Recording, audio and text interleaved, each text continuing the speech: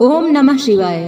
प्रिय भक्तजनों, आज मैं आपको भगवान शिव जी की एक कथा का श्रवण करा रही हूँ, जिसके माध्यम से आप जानेंगे कि संसार का सबसे बड़ा रहस्य क्या है। अगर आप यह प्रेरणादायक कथा सुन रहे हैं तो पूरा सुने, इसे आधा अधूरा छोड़कर जाने की गलती ना करें। इस पवित्र कथा के माध्यम से आप भगवान शिव से नई सीख प्राप्त करेंगे, इसलिए इस पवित्र कथा को पूर्ण भाव और निष्ठा के साथ सुने और भगवान शिव का आशीर्वाद प्राप्त करें। तो चलिए कथा को प्रारंभ करते हैं। भगवान शिव माता पार्वती से कहते हैं, इस दुनिया में सबसे अजीब चीज क्या है? क्या आप जानती हैं? बाहर की अजीब चीजों के बारे में जानना और उन्हें समझना मुश्किल होता है, फिर भी भगवान शिव कहते हैं कि वास्तव में इस दुनिया की सबसे अजीब चीज इंसान का शरीर है। इंसान अपने शरीर के बारे में बहुत कुछ जान सकता है, लेकिन शरीर में एक ऐसी चीज है जिसे समझना लगभग नामुमकिन है, और वह है इंसान का मन। इंसान अपने जीवन में हर समस्या और तकलीफ से छुटकारा पाना चाहता है और इसके लिए विभिन्न उपाय और योजनाएं बनाता है, लेकिन इंसान अपने मन से कभी छुटकारा नहीं पा सकता, क्योंकि इंसान है तो उसका मन है और मन है तो इंसान है। यदि मन अच्छा है तो वह इंसान भी अच्छा है, और यदि मन बुरा है तो वह इंसान भी बुरा है। एक आम इंसान का मन हर रोज बदलता रहता है। इसके बदलने का कारण समय, परिस्थितियाँ या चिंताएं नहीं होती, बल्कि वे लोग होते हैं जिनसे वह मिलता है, जिनसे वह बातें करता है और जिनकी बातें सुनता है और समझता है। वही लोग उसके मन को प्रभावित करते हैं और उनके विचार उसके मन को बदलते रहते हैं। हे देवी, आपने देखा होगा कि जब इंसान नकारात्मक विचारों और सोच वाले लोगों के साथ रहता है तो उसका मन भी नकारात्मक होने लगता है। वहीं पर यदि वह इंसान सकारात्मक लोगों और सकारात्मक सोच वाले व्यक्तियों के साथ रहता है तो उसकी सोच और समझ भी सकारात्मक हो जाती है। लेकिन एक सिद्ध पुरुष, एक बुद्धत्व प्राप्त व्यक्ति का मन बाहरी कारणों से प्रभावित नहीं होता। जो व्यक्ति बुद्धत्व को प्राप्त कर चुका है, उनका मन बाहरी कारणों को बदल देता है। एक आम व्यक्ति और एक बुद्धत्व प्राप्त व्यक्ति का मन एक जैसा होता है, फर्क केवल उनकी स्थिति और प्रकृति का होता है। जहाँ एक आम व्यक्ति का मन उसका निर्माण करता है, वही बुद्धत्व प्राप्त व्यक्ति स्वयं अपने मन का निर्माण करते हैं। तो हे देवी, आइए इस एक छोटी सी कहानी के माध्यम से समझते हैं। आज की जो कहानी मैं आपको सुनाने जा रही हूँ, उसके माध्यम से आप समझ पाएंगे कि किस तरह से व्यक्ति का मन उसका निर्माण करता है और किस तरह से व्यक्ति अपने मन का निर्माण कर सकते हैं और अपने लक्ष्यों की प्राप्ति कर सकते हैं। एक समय की बात है, जब एक महात्मा बालिका पर्वत पर रह रहे थे। तभी उनका एक शिष्य उनके पास आया और महात्मा को प्रणाम करके कहने लगा, हे महात्मा, मैंने सभी प्रकार से अपने मन को अपने नियंत्रण में कर लिया है। अब मेरा मन मुझे भटका नहीं सकता। अब मुझे मन की ओर से कोई अनुभूति नहीं होती और ना ही अब मैं अपने मन के अधीन हूँ। मेरा मन पूरी तरह से मेरे नियंत्रण में है। जैसा मैं चाहता हूँ, जैसा मैं सोचना चाहता हूँ, जिस तरह से मैं कार्य करना चाहता हूँ, मेरा मन उसमें मेरा पूरा साथ देता है। मैंने सब कुछ त्याग दिया है, मैंने सब कुछ छोड़ दिया है और अब मैं परम सत्य को पाने के लिए पूरी तरह से तैयार हूँ। हे महात्मा, कृपया मुझे बताएं कि मैं परम सत्य को कैसे प्राप्त कर सकता हूँ और वह कहाँ मिलेगा। महात्मा अपने शिष्य की बात सुनकर मुस्कुराने लगे और बोले, बंदे, तुमने क्या छोड़ा है? तुमने किस चीज का त्याग किया है? तब युवा शिष्य महात्मा से कहता है कि हे महात्मा, मैंने अपने परिवार को छोड़ दिया है। वहाँ मेरे माता पिता, मेरी पत्नी और मेरे बच्चे थे। जब मैं यहाँ आया था तो मुझे अपने परिवार की बहुत याद आती थी। मेरा मन कहता था कि मैं वापस उन्हीं के पास लौट जाऊं। मेरा मन यहाँ पर नहीं लगता था, लेकिन धीरे धीरे मैंने अपने मन को अपने वश में कर लिया है। अब मैंने इसे अपने नियंत्रण में कर लिया है। अब ना तो मुझे अपने परिवार की याद आती है और ना ही मैं उनकी यादों को लेकर बेचैन रहता हूँ। और तो और मुझे अपने घर के स्वादिष्ट पकवानों की भी याद नहीं आती, जो मैं अपने सांसारिक जीवन में खाया करता था। अब जो भी भोजन मुझे मिलता है मैं उसे ग्रहण कर लेता हूँ और उसी में आनंद आता है। मैं उसी में संतुष्ट हो जाता हूँ। अब मेरी इस दिशा में कोई इच्छा नहीं है। मेरे अंदर अब किसी प्रकार का कोई लालच, द्वेष या ईर्ष्या नहीं है। मेरा मन बहुत शांत और स्थिर है और अब मेरे मन में कोई इच्छा या लालसा नहीं है। अब मेरे मन में केवल मैं ही हूँ। महात्मा ने अपने शिष्य की सारी बात ध्यान पूर्वक सुनी और फिर कहा, ठीक है, जो कुछ भी तुम कह रहे हो वह सब सही है, इसलिए तुम कल मेरे साथ भिक्षा के लिए चलोगे। महात्मा के मुख से यह सुनकर शिष्य बहुत प्रसन्न हुआ और बोला, जैसा आप कहें। अगले दिन सुबह सुबह महात्मा और शिष्य दोनों भिक्षा के लिए आश्रम से निकल पड़े। जब वे एक गांव की ओर जा रहे थे तो रास्ते में एक बहुत ही सुंदर उद्यान दिखाई दिया। वहाँ बहुत शांति थी, चारों ओर हरियाली थी, मध्यम हवाएं बह रही थी और हर तरफ मानो खुशियां बिखरी हुई थी। यह सब देखकर शिष्य मंत्रमुग्ध हो गया और मन ही मन सोचने लगा, यदि मैं यहाँ आकर ध्यान करूँगा तो मैं परम सत्य तक अवश्य ही पहुँच जाऊंगा। यह विचार उसके मन में बार बार आने लगा। वह बार बार उसी उद्यान के बारे में सोचता रहता। वहाँ की शांति, हरियाली, हवाएं और भीनी भीनी खुशबू के बारे में सोचता रहता। उसके मन में वहाँ जाने की तीव्र इच्छा उत्पन्न होने लगी, लेकिन उसने जैसे तैसे खुद को संभाला। महात्मा और शिष्य दूसरे गांव में जाकर भिक्षा मांग कर वापस आश्रम लौट आए, लेकिन अब शिष्य के मन में उस उद्यान में जाने की तीव्र इच्छा जाग उठी थी और वह इच्छा समय के साथ और भी अधिक प्रबल होती जा रही थी। अब उससे रहा नहीं जा रहा था। वह किसी भी तरह उस मनोरम उद्यान में जाना चाहता था। अब उससे रहा नहीं जा रहा था।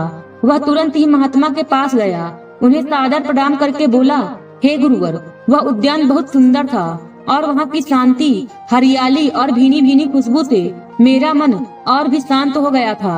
यदि मैं वहाँ जाकर ध्यान करता हूँ तो मेरा ध्यान अवश्य सफल होगा और मैं बहुत जल्द परम सत्य की प्राप्ति कर पाऊंगा। मैं शीघ्र ही बुद्धत्व प्राप्त कर सकूंगा। उस समय आश्रम में महात्मा और शिष्य के अलावा और कोई नहीं था। महात्मा ने अपने शिष्य से कहा, ठीक है, तुम जा सकते हो, लेकिन कुछ देर बाद जब तक कोई दूसरा शिष्य यहाँ नहीं आता तब तक के लिए यही रुको। जैसे ही कोई शिष्य आएगा तुम यहाँ से चले जाना। लेकिन उस शिष्य का मन पूरी तरह मंत्रमुग्ध हो चुका था। उसके मन में उस उद्यान में जाकर बैठने की लालसा जाग उठी थी। वह अपनी इस इच्छा को पूरा करना चाहता था और इसी तीव्र इच्छा के कारण उसका मन यह मानने के लिए तैयार नहीं था और वह किसी के आने का इंतजार नहीं करना चाहता था।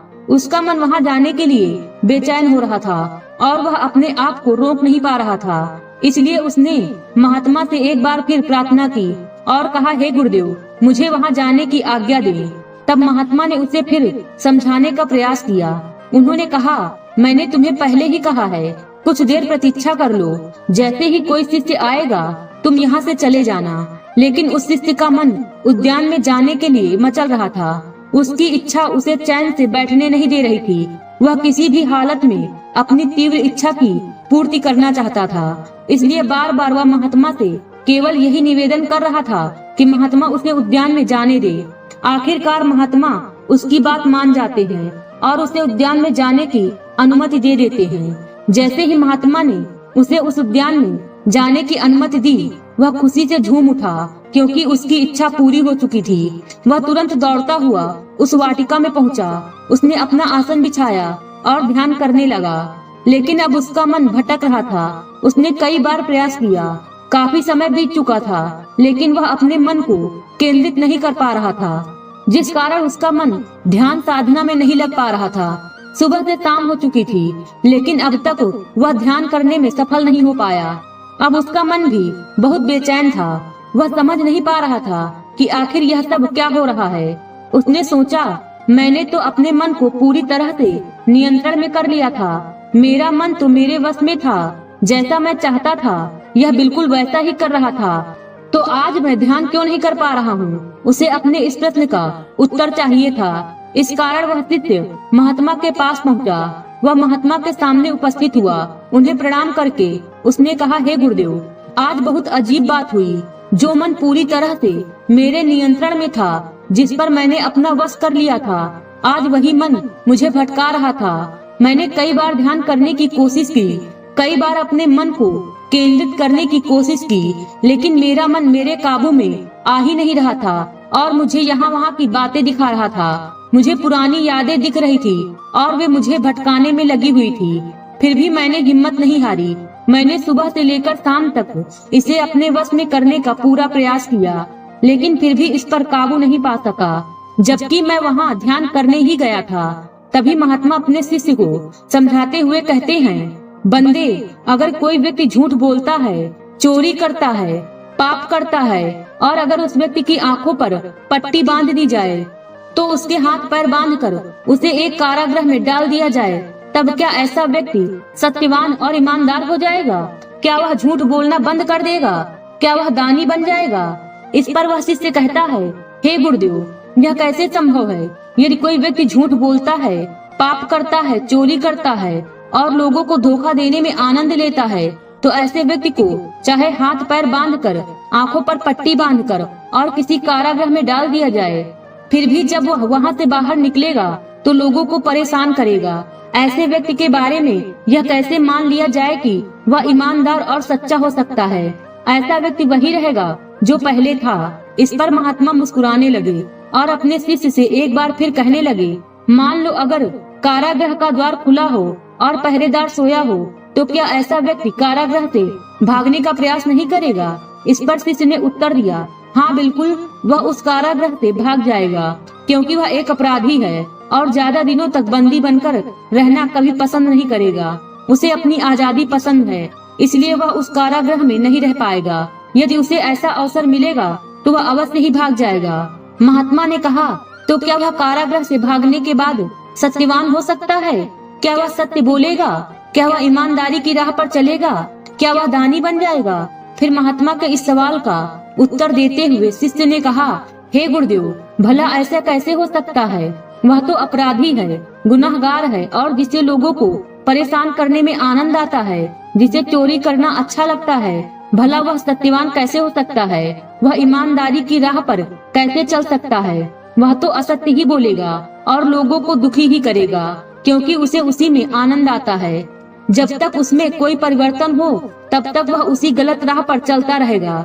तब महात्मा मुस्कुराने लगे और अपने शिष्य से कहने लगे, एक व्यक्ति जिस तरह से जेल से भाग जाता है, वैसे ही तुम्हारा मन भी तुम्हारे नियंत्रण से भाग चुका है। जेल में कौन रहना चाहता है? जब भी मौका मिलता है लोग जेल से भागने का प्रयास करते हैं। जब तुम उस बगीचे में ध्यान करने गए थे तो क्या तुम्हारे साथ कोई और नहीं था? महात्मा की यह बातें सुनकर शिष्य तुरंत उनके चरणों में गिर पड़ा और हाथ जोड़कर कहने लगा कि हे गुरुदेव, मुझे क्षमा करें। सच में मैं ध्यान करने ही गया था, लेकिन वह बगीचा मुझे किसी की याद दिला रहा था और मैं उन्हीं पुरानी यादों को फिर से जीना चाहता था। इसी कारण मेरा मन बहुत विचलित हो गया था। मेरे मन में तीव्र इच्छा हो रही थी कि मुझे उस बगीचे में जाना चाहिए और अपनी उन यादों को फिर से जिंदा करना चाहिए। इसी कारण वहाँ ध्यान नहीं कर सका। मैंने बहुत प्रयास किया, बहुत कोशिश की, लेकिन मैं एक बार भी ध्यान में नहीं उतर पाया। इस पर महात्मा ने कहा, बंदे, मन को वश में नहीं करना होता और ना ही मन पर नियंत्रण पाना होता है, बल्कि इसे परिवर्तित करना होता है। हमारा मन चंचल और चपल है, इसे कठिनाइयों से सुरक्षित रखना और समझदारी से इसका निवारण करना होता है। एक मेधावी व्यक्ति उसी प्रकार सीधा रहता है जैसे एक बांध बनाने वाला व्यक्ति बाढ़ के पानी को तालाब से निकालकर जमीन पर फेंकता है। जैसे जब कोई व्यक्ति मछली को पानी से निकालकर जमीन पर पटक देता है, ठीक उसी प्रकार तुम्हारा चित्त भी तरस रहा है और जब तक तुम अपने मन को सीधा और सरल नहीं कर लेते तब तक यह तरसता रहेगा। तुम्हारा मन हमेशा भागने की कोशिश करता रहेगा। इसलिए यदि तुम अपने मन पर नियंत्रण पाना चाहते हो और इसे अपने वश में करना चाहते हो तो तुम्हें इसे सीधा और सरल बनाना होगा। इसके लिए तुम्हें अपने मन को उचित भोजन और सही शिक्षा देनी होगी ताकि यह सीधे और सरल तरीके से सोच सके और समझ सके। तुम्हें यह प्रयास निरंतर करना होगा जब तक कि तुम्हारा मन सीधा और सरल न सोचने लगे और ईमानदारी की राह पर आगे न बढ़े। जब तुम ऐसा कर सकोगे तो तुम्हारा मन पूरी तरह से तुम्हारे नियंत्रण में आ जाएगा और तुम्हारी बात मानेगा। यह तुम्हारा अच्छा साथी बन जाएगा और हर इच्छा में तुम्हारे साथ रहेगा। तब तुम अपने लक्ष्य को आसानी से प्राप्त कर सकोगे। इतना कहकर महात्मा शांत हो गए। तब शिष्य ने कहा, हे गुरुदेव, आपने मेरी आंखें खोल दी। मैं अपने मन को वश में करने की कोशिश कर रहा था, लेकिन मैं भूल गया था कि मन को वश में करके इसे परिवर्तित करना होगा। हमें बुरे विचारों की जगह अच्छे विचार मन में भरने होंगे और बुरी आदतों की जगह अच्छी आदतों को अपनाना होगा। तब जाकर यह मन सीधा और सरल सोच पाएगा, समझ पाएगा और ईमानदारी की राह पर आगे बढ़ेगा। महादेव कहते हैं कि जीवन में हजारों लड़ाइयाँ जीतने से बेहतर स्वयं पर विजय प्राप्त करना है।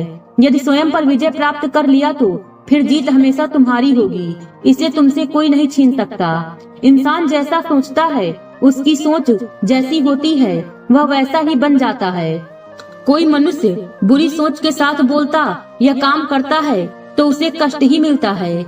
वहीं यदि कोई व्यक्ति शुद्ध विचारों के साथ बोलता या काम करता है तो उसे जीवन में खुशियाँ मिलती हैं। व्यक्ति कभी भी बुराई से बुराई को खत्म नहीं कर सकता। इसे खत्म करने के लिए व्यक्ति को प्रेम का सहारा लेना पड़ता है।